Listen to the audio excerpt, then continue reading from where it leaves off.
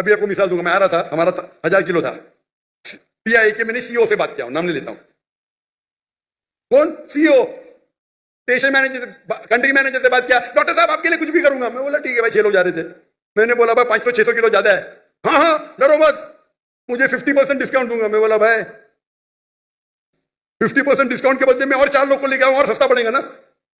बोला देने का तो फ्री दे, मतलब मत दे, ठुकरा दिया मैंने। पीआई पाकिस्तान एयरलाइन, अरे इंडियन में कोई भी गैर मुस्लिम मुझे देखेगा तो फ्री में छोड़ेगा, ये है इंडिया।